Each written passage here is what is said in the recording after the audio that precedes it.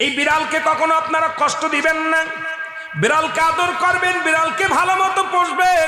বিড়াল যদি কোনো জাতির জন্য দোয়া করে, কোনো গৃহস্থর জন্য দোয়া করে, ওই সংসারের মধ্যে উন্নতি শুরু হয়ে যায়।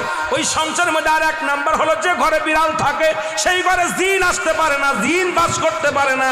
আর একটা ঘোষণা শুনেন, নবীজি বলে গেছেন, যে ঘরের মধ্যে বিড়াল ছানা বাস করে ওই ঘরের মধ্যে জিন জাতি প্রবেশ করতে পারে না। তাহলে ছোট ছোট মাসুম বাচ্চাগুলো যে ঘরের মধ্যে থাকে, মুসলমান অনেক সময় জিনের আশ্রয় পড়ে যায়, অনেক সময় জিনে আসর করে, ওই ঘরের মধ্যে জিনে আসর করে।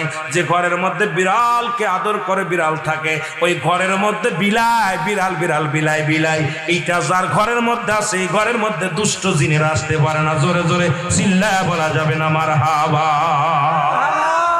একবার নবী সুলাইমান আলাইহিস সালাম শুনতে পাইলেন, পাশের বাড়িতে একটা কুকুরকে কষ্ট দিয়ে বিষ